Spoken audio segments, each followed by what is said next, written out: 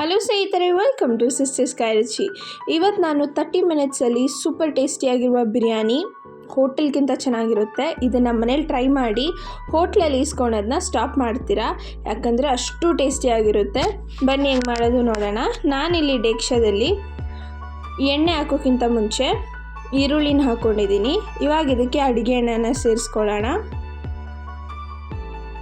ಇದ್ರ ಜೊತೆ ನಾನು ಸ್ವಲ್ಪ ತುಪ್ಪನ ಕೂಡ ಸೇರಿಸ್ಕೊತಾ ಇದ್ದೀನಿ.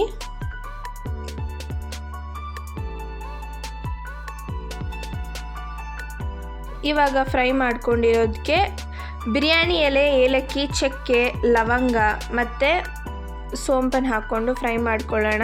ನೋಡಿ, ಈ ಥರ ಈರುಳ್ಳಿ ಟ್ರಾನ್ಸ್ಪರೆಂಟ್ ಬಂದಾಗ ನಾವು ಇದಕ್ಕೆ 3 ಟೇಬಲ್ ಸ್ಪೂನಷ್ಟು ಶುಂಠಿ ಬೆಳ್ಳುಳ್ಳಿ ಪೇಸ್ಟನ್ನು ಹಾಕ್ಕೊಳ್ಳೋಣ.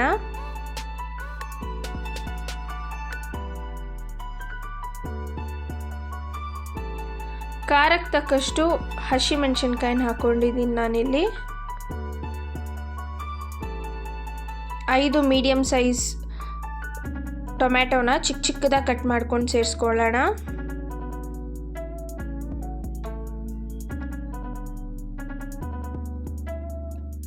ಟೊಮೆಟೊ ಮತ್ತು ಶುಂಠಿ ಬೆಳ್ಳುಳ್ಳಿ ಪೇಸ್ಟ್ನ ಹಸಿ ವಾಸನೆ ಹೋಗಿದ ತಕ್ಷಣ ಪುದೀನ ಮತ್ತು ಕೊತ್ತಂಬರಿ ಸೊಪ್ಪನ್ನು ಕೂಡ ಹಾಕ್ಕೊಂಡು ಇದನ್ನು ಇವಾಗ ಚೆನ್ನಾಗಿ ಫ್ರೈ ಮಾಡ್ಕೊಳ್ಳೋಣ.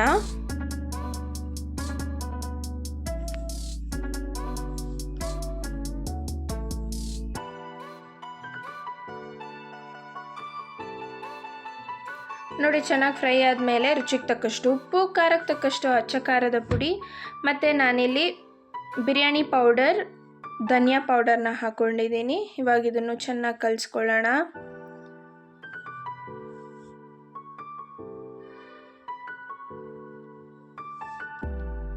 ನೋಡಿ, ಮಸಾಲೆ ಈ ಥರ ಎಣ್ಣೆ ಬಿಟ್ಟಾಗ ನಾವು ಚಿಕನ್ನ ಸೇರಿಸ್ಕೊಳ್ಳೋಣ. ನಾನಿಲ್ಲಿ 1 kg ಅಷ್ಟು ಚಿಕನ್ನ ಸೇರಿಸ್ಕೊತಾ ಇದ್ದೀನಿ. ಚೆನ್ನಾಗಿ ಚಿಕನ್ನ ಮಸಾಲೆದ್ರಲ್ಲಿ ಚೆನ್ನಾಗಿ ಕಲಿಸ್ಕೊಳ್ಳೋಣ. ಇವಾಗ ನಾನಿದರಲ್ಲಿ 1 ಕಪ್ಪಷ್ಟು ಮೊಸರನ್ನ ಆ್ಯಡ್ ಮಾಡ್ಕೊತಾ ಇದ್ದೀನಿ. ಆ್ಯಡ್ ಮಾಡ್ಕೊಂಡು ಚೆನ್ನಾಗಿ ಕಲಿಸ್ಕೊಳ್ಳೋಣ. ಬಿರಿಯಾನಿಗೆ ಅಕ್ಕಿ ನೀರನ್ನು ನಾನು ಫಸ್ಟೇ ಕುದಿಯೋಕೆ ಇಕ್ಕಿದ್ದೆ. ಆ ಅಕ್ಕಿ ನೀರಲ್ಲಿ ನಾನು ಏಲಕ್ಕಿ, ಲವಂಗ, ಚಕ್ಕೆ ಮತ್ತು ಬಿರಿಯಾನಿ ಎಲೆ ಹಾಕ್ಕೊಂಡಿದ್ದೀನಿ. ಇಲ್ಲಿ ನಾನು 1 kg ಅಷ್ಟು ಅಕ್ಕಿನ ಕೂಡ ಬೇಯಿಸ್ಕೊಂಡಿದ್ದೀನಿ. ನಾನಿಲ್ಲಿ ರಾ ರೈಸೇ ಆ್ಯಡ್ ಮಾಡಿರೋದು, ಯಾವುದೇ ಬುಲೆಟ್ ರೈಸ್ ಅಥವಾ ಬಾಸ್ಮತಿ ರೈಸ್ನ ಆ್ಯಡ್ ಮಾಡಿಲ್ಲ. ಇವಾಗ ನಾನು ಹಾಫ್ ಬೆಂದಿರೋ ಅಕ್ಕಿನ ಬಿರಿಯಾನಿ ಮಸಾಲೆಯಲ್ಲಿ ಹಾಕ್ಕೊಂಡು ಬೇಯಲು ಬೇಕಾಗಿರೋಷ್ಟು ನೀರನ್ನು ಹಾಕ್ಕೊಂಡು ಮುಚ್ಚಳ ಮುಚ್ಚಿ ಒಂದು 15 ನಿಮಿಷ ಬೇಯಿಸಿದ್ರೆ ಬಿರಿಯಾನಿ ರೆಡಿ. ತುಂಬಾ ಟೇಸ್ಟಿ ಮತ್ತು ಹೋಟೆಲ್ಗಿಂತ ಟೇಸ್ಟಿಯಾಗಿರುತ್ತೆ.